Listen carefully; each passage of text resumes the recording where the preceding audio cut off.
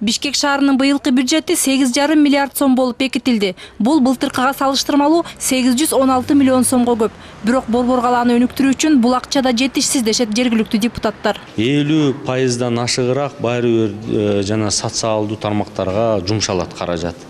Андан тышкары биз дагы быйыл жанагы жол маселесине, свет ошол жактарына жана жашылдандыруу жагына, ошол жагына көбүрөөк пикир коелук деп атабыз. Ошол жагына көбүрөөк көңүл буруп, акцент кылалык деп атабыз. Бирок бул максаттардын баары ишке ашаары күмөн. Себеби шаардык бюджеттин 87%-ын түзгөн сатыктан түшкөн салык жана киреше салыгы быйыл толук чогултулбай калды. Салыктан түшчү киреше бул жылы күтүлгөндөн 1 миллиард 300 миллион сомго аз чогултулду. Мындай көрүнүш соңку 5-6 жылдан бери кайталанып келатат дешет кала жетекчилери.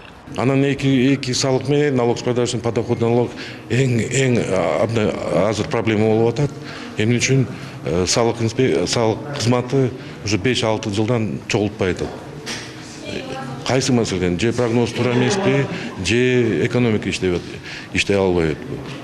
Ошо менен уже кайрылдык өкмөткө, бизге жардам бергиле, шаарга компенсация бергиле.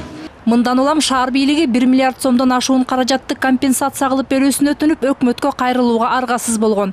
Ал эми салык кызматынын жетекчилери өз ишин толук аткарбаганы үчүн кызматтан кетирүү маселесин кабыргасынан коймой болушту. Салыкчылар аракет кылып жатабыз дегенден башка жооп айта алган жок. План на этот год пока чисто по УГНС по городу Бишкек. План боюнча Бишкек шаарында 5 миллиард 106 миллион сом чогултулмак. Бирок бүгүнкү күндө 3 миллиард 900 миллион сом чогултулат деп күтүлүүдө. Бул пландагандан 9 миллион 743 миң сомго аз. Салык кодексине киргизилген өзгөртүүлөрдөн улам сатыктан түшкөн салык жана киреше салыгы толук чогултулбай калды. Азыр бул боюнча иш алып барып жатабыз. 65 налоговых.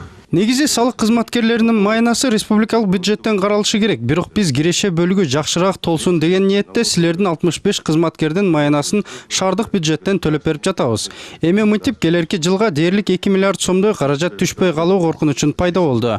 Андыктан жергиликтүү өз алдынча башкаруу органдарына тапшырма берүү зарыл. Алар салык чогултуучу аймактык бөлүм ачып, нормативдик акт түзүшсүн. Ал бекитилсе, салык чогултуу боюнча укуктар да берилмек. Антпесе салыкчылар бир гана кеңеш берүү укугуна төлөбөгөн жарандарга чара колдоно алышпайт. Коомдук угуунун жүрүшүндө жергиликтүү тургундардын да сунуштарын угууга убакыт бөлүндү. Ак Ордо жаңы конушунун квартал башчысы каза болгон адамдарды акыркы сапарга узатуу үчүн көрүстөнгө жер жетишсиз деп айтты. Ал эми табылган жердин акысы 28 миң сомго чыгып кетип жатыптыр. Мына өткөн жумада эле бир карапайым киши өттү. Невозможно эми ошол жерден биз справка алып берели. Аягында келип кичине эме кылалы деп махинация кылып сокулуктун справкасын алып берели десек да жок. 20 миң сом силер көрөсүңөр деп такыр болбой койду. Итогу 28 миң сом. Прямой вопрос биздин шаардык кеңештин депутаттарына. Кандай алып чечебиз ушул маселени?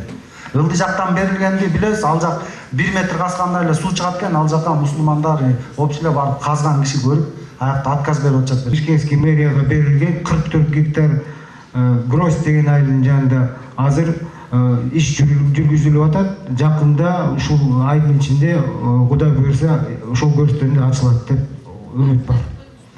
Баасы бүт баары жазылып турат, веб-сайт ачылган, атайын бизде пресс-куран бүт баары бар. Аза күтүү иш-чараларын уюштуруу кызматынын жетекчиси жакында Аламүдүн районундагы Грозь айылынан 44 гектар жер бөлүнөрүн, ошондой эле буга чейин сунушталган мыйзам 1 айдын ичинде күчүнө кирсе, жакында маркумду жерге берүүчү жайлар бекер берилип каларын убада кылып жиберди.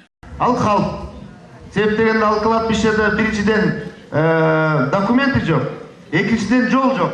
Алар деген тиги кладбищеге тиги бычыкадан сүзүп өтөт.